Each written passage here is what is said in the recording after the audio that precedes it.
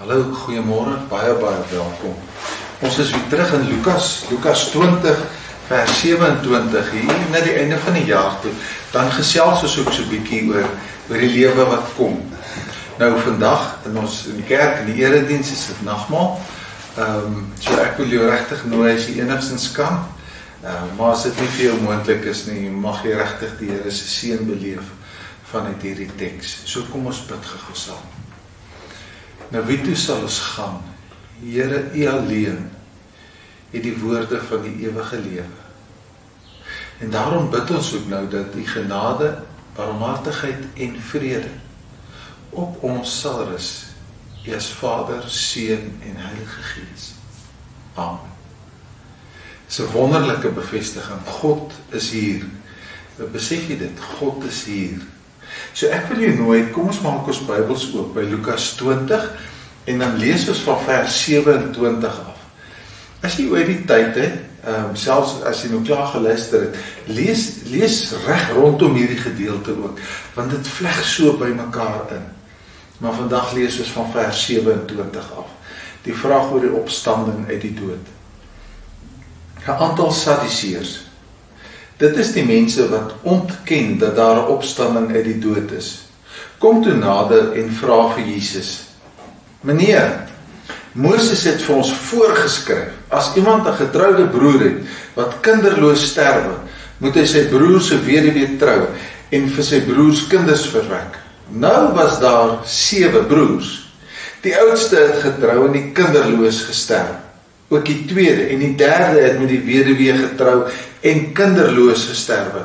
So het dit met al 7 gegaan. Daarna die vrou ook gesterwe. Die vrou nou. Wie se vrou word sy by die opstanding? Al 7 het haar mos as vrou gehad. Jesus sê vir hulle: in hierdie wêreld trou die mense met mekaar, maar die wat waardig geag is om deel te hê aan die toekomstige wêreld en aan die opstanding uit die dood, trou daar nie meer. Hulle kan ook nie meer sterwe nie. Hulle is soos engele. Hulle is kinders van God, omdat hulle uit die dood opgewek het.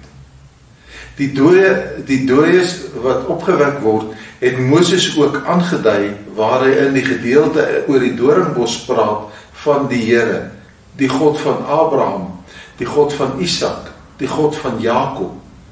Hy is nie 'n God van dooies nie, maar van lewendes, want by hom leef hulle almal. Toe sê sommige van die skrifgeleerdes: Meneer, U het goed geantwoord. Hulle het nie meer gewaag om hom 'n enkele vraag te stel nie. Gelukkig is elkeen van ons wat regtig na die Here se woord kan luister. Here, as ons so die Bybel lees, en dan hoor ons die trick question, en dan besef ons, U is God, en U plan is groter as wat ons kan bid of dink. Dan wil ons vanoggend bid dat U deur die Gees ook ons gedagtes sal oopmaak, dat ons sal verstaan waaroor U gepraat het en waaroor U nou met ons praat, maar dat U 'n lewende hoop in ons binneste sal sit, dat ons vanuit U woorde sal leef. Praat asseblief met ons. Amen. 'n trick vraag, 'n trick question sal die Engelse sê. Jy ken dit, ons het baie van hierdie vrae, jy weet, van hierdie tipiese vrae waarmee mense kom en sê: kan God 'n rots maak wat so groot is dat dit te swaar is vir hom om op te tel? Of dan nou 'n ander vraagie wat baie keer voorkom, dalk bietjie meer sinvol is die jong ouetjies wil 'n wysgeer vastrek. En toe vang hulle voeltjie. Nou kom die bel tot voor die wysgeer, nou het hy hierdie voeltjie so in die hand. Nou sê hy vir hom: wysgeer, sien U hierdie voeltjie? Hou hy hom so agter die rug, dan sê hy: lewe hy of is hy dood? En die wysgeer besef dadelik die triek vraag hierin. Sê hy: nee, hy lewe. Dan maak hy ouetjie sy hand so toe, en dan bring hy hom vorentoe, dan is die voeltjie dood. Sê vir hom nie die voeltjie is dood, dan bring hy sy hand vorentoe, maak hom oop en die voeltjie vlieg weg. So dit maak nie saak wat hy antwoord nie, hy is verkeerd. Ons het ook sulke vrae wat ons na God toe bring. Ons kom baie keer met vrae soos, hoe sal 'n God van liefde, hoekom laat hy seer en swaar toe? Ons soek nie die antwoord daarvan nie. Ons wil eintlik protes aanteken. So jy sien, ons het ook maar hierdie vraag, ons het ook maar die ding. So, Jesus is God, nee. En as God het hy hierdie plan. So, hy ken die wil van die Vader en hy dink ver groter en wyer. So toe die Sadduseërs wat nie oor opstanding uit die dood glo nie, toe hulle by hom kom, het hy eintlik vir hulle gesê, wil julle oor hemel praat? Nou, kom ons dink dan 'n bietjie hemel. Dit is nogal eintlik mooi as jy dink dat Jesus dit so gepraat het. Nou hierdie lokval wat hulle gestel het, is eintlik 'n belaglike lokval. Dit was in daai tyd die geval gewees dat opvolging en erf was so groot en belangrik, dat as 'n man nie 'n seun gehad het nie, dan het sy broer by sy vrou geslaap, maar dan het dit die oorledene se seun geword, sodat die seun kan erf by sy pa en die plaas bewerk kan word.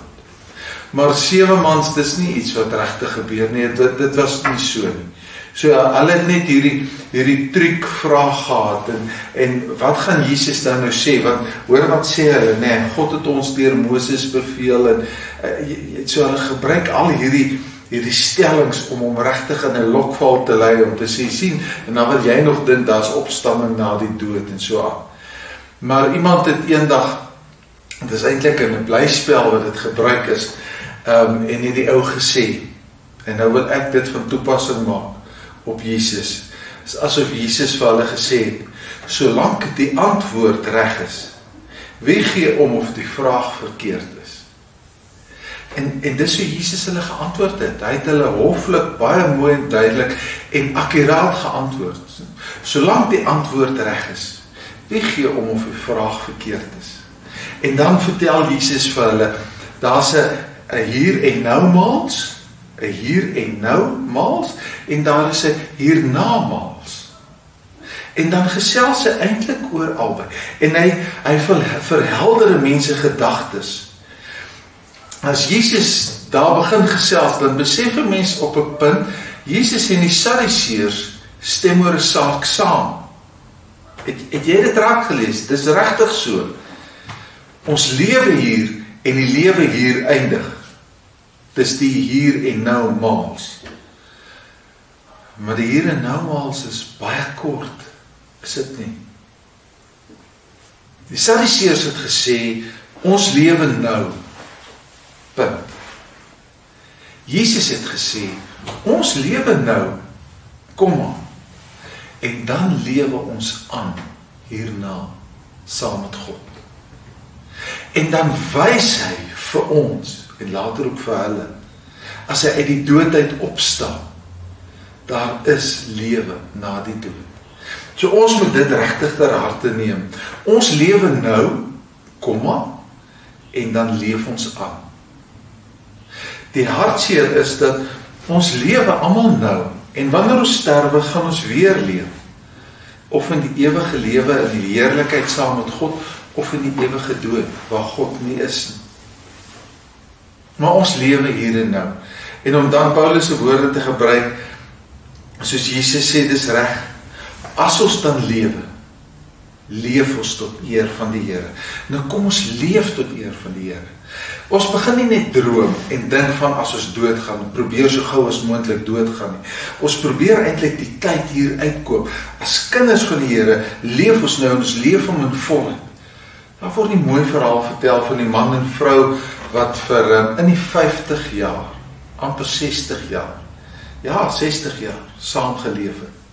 47 jaar saam, meer as 60 jaar oud. En vir 47 jaar het die vrou elke Vrydag, want haar man was baie lief vir vis, het sy vir hom visfilette gaar gemaak. En elke Vrydag, as hy by die tafel aansit, dan sny hy klein blokkie vir blokkie af. En jy kan, as hy die vis in sy mond sit en hy begin eet, dan sien jy in sy oë hoe speel die smake. En as hy klaar geëet het, dan stoot hy sy bord so terug en hy sê, my vrou, dis die lekkerste vis wat ek in my hele lewe geëet het. Vir 47 jaar, ja, met ander woorde meer as 2500 keer. My vrou, dis die lekkerste kos. Hy het sy tyd uitgekoop, hy het sy vrou waardeer, hy het voluit geleef en ons uitdaging is daar, leef dit, want weet jy wat, ne? Die hartseer van ons mensdom, ons is baie keer so vreemd.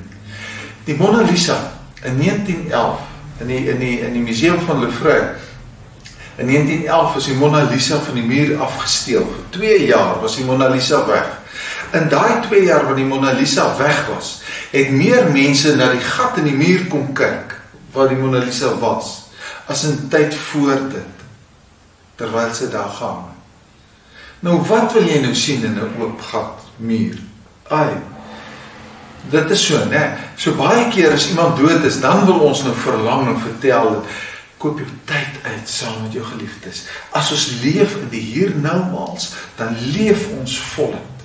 En nou van voluit geleef, nou dink ons vandag ook na oor die nagmaal. En die nagmaal sê ons dat Jesus gekom het en dat sy bloed ons skoon gewas het en wat hier ook gesê word, né, dat ons kinders van God word. Omdat ons in Jesus Christus glo, is ons kinders van die Allerhoogste God. Wat 'n wonderlike voorreg. My pa is die koning. Jou pa is die koning. Dan wil ek weer gegaan en sê, en dan wil die Sadduseërs, die almagtige God, vasvra. Ag nee man, hy het hierdie volmaakte plan. Hy het alles, ek kan nie net sy haarfyn uitgewerk, hy het alles in die volledigheid uitgewerk. En daarom, toe die Here Jesus, omdat hy self God is, hulle antwoord het hy hulle goed geantwoord. En die skrifgeleerdes het vir hom gesê, meneer, u het goed geantwoord. En toe is daar natuurlijk iemand met 'n triekvraag en sê, hy het hulle goed geantwoord, nou het hulle toe geglo. Ek weet nie hulle sê nie, maar hy het vir my en jou ook goed geantwoord. En ek en jy kan glo. Glo jy? As ons dink oor die nagmaal, het Jesus nie net vir ons 'n boek en net sakramente nagelaat nie, maar hy het vir ons 'n gemeenskap van gelowiges nagelaat. In die nou hiernamaals, in die nou hiermaals, is ons deel van 'n gemeenskap van gelowiges, wat nou vier dat Jesus uit die doodheid opgestaan het en ons gaan eendag ook. En ons kan die wyn drink en ons kan die brood proe en die reuk hang in die lug en ons kan vir mekaar bemoedig en sê, ek glo Here, glo jy ook? Na Jesus se antwoord toe terug, die hemel is totaal anders. Die hemel is groter as die aarde. In 1 Korintiërs 15 vertel Paulus om net ietsie te sê van die lewe hierna is net veel groter. Hy sê, as jy 'n koringkorrel vat en jy druk die koringkorrel in die grond, kom daar 'n koringplant uit. Die koringkorrel en die koringplant is dieselfde, maar totaal anders. So is my lewe nou 'n korreltjie teenoor die lewe hierna 'n plant. Groter, gans anders. En daarom in 1 Korintiërs 2 vers 9, jy kan eintlik dit hoor, dit lê in Paulus sy hele lewe, groter as wat die hart kan dink, is die lewe by God. En daarom wil ek vir jou sê, die heerlikheid van God is regtig oorweldigend. Dis asof jy gaan staan in 'n droë rivierbedding en die hele Oranje rivier hardloop bo oor jou. Oorweldigend. Dit is so oorweldigend dat man en vrou hemel toe gaan. Maar dat die oorweldigende heerlikheid van God so sterk is, dat hulle hom so aanbid, dat hulle nie tyd het om te dink aan hulle verhouding. Dis nie dat hulle iets mis nie. Dis nie iets dat iets weg is nie. Dis dat God se heerlikheid soveel groter is, soveel meer is. Ons aardse dinge, alles hier van die aarde, so belangrik. Bly agter. Dit bly regtig agter. Wat vat jy saam? Ons kan niks saamvat nie. Dit bly agter. Dalk moet jy maar dink soos die oumaatjie gedink het. Nou die ouma is in die ouer tyd, sy beplan haar eie begrafnis. Nou hier op 'n punt nou roep sy die dominee in. Nou moet die dominee luister. Sy is nou besig om alle planne uit te lê. Dis die dinge, daai ding en dominee en ek wil veras word. En nadat die diens moet my as hier by die groot winkelsentrum so rondom die sentrum gestrooi word. En dan sê Tannie, is Tannie nou ernstig? Ja, dominee. Tannie, nou hoekom moet jou as nou om die winkelsentrum gestrooi word? Dominee, dan weet ek, my kinders gaan 2 keer 'n week vir my kom kuier. Ja, jy moet jou planne maak. Ons vat niks saam. Ons vat niks saam. As dit wat in die hemel wag, as ons begin dink oor die heerlikheid, dan verander verskriklik baie hier. Want dan skuif ons, dis wat Jesus ook gesê het, waar jou hart is, waar jou huis is, daar gaan jou hart wees, daar waar jou denke is, daar waar jou skat is, daar is jou gedagtes, daar is jou lewe, skuif jou denke, en dink hoe dit is om saam met God te leef. En dan vra mens nie meer nuttelose vrae vir God, van wie se vrou is die nie. Dan word dit, wat nou 'n groot vraag is, 'n nuttelose vraag. En om jou net in die gang te sit. Hier sê Jesus dit in vers 35, dat God ons waardig ag om die ewige lewe te ontvang. Dat God vir jou wat glo, waardig ag. Sy bloed het jou skoon gewas, weer nagmaal, né? Sy gees is in jou, en hy ag jou waardig. Of ek lewe en of ek sterwe, ek behoort aan die Here, hy ag my waardig. Kom ons bedink aan die dinge wat daarbo is. En dit verander wat belangrik is hier op aarde. Ek kan niks saamvat nie. Ja, weet jy, nou wat ek daaraan dink, ek kan niks saamvat nie. Behalwe mense. Ander mense gaan saam met my in die paradys wees, in die ewige lewe wees. So wat ek wel kan doen is, ek kan die evangelie van Jesus Christus tydig en ontydig verkondig en vertel, en by mense praat en met mense pleit, en vir hulle smeek en sê, kom saam met my. Soos ek wil afsluit, as ons dan nou die nagmaal gaan gebruik, dan het ons hierdie lewende hoop op 'n nuwe hemel en 'n nuwe aarde. Dan begin ons sê, Here Jesus, kom, dat die swaar en die seer verby is, kom maak ons nuut. En terwyl ons hier lewe, gaan ons alles doen in die hiernamaals, om God se koninkryk 'n werklikheid te maak, want dit is al wat bly.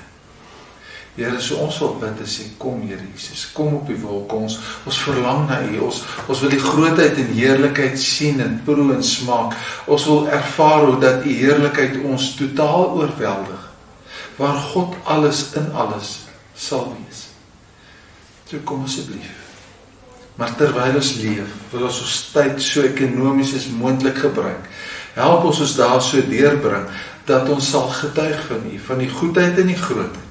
Dat al wie kan saamgaan, mense, sal hoor van U en sal glo in U. Help ons om nie lawwe vrae te vra, triekvrae in situasies te skiet nie, maar om te getuig van die grootheid.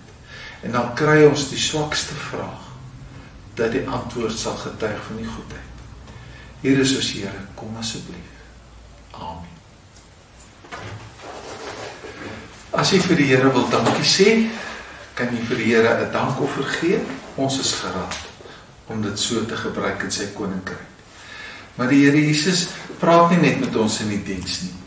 Hy kom ook na ons toe en hy gee sy seën en hy sê, vat dit saam met jou. Ek stap saam met jou in hierdie wêreld. En daarom mag die genade van die Here Jesus Christus, mag die liefde van God ons Vader, mag die teenwoordige troos van die Heilige Gees by jou wees. Amen.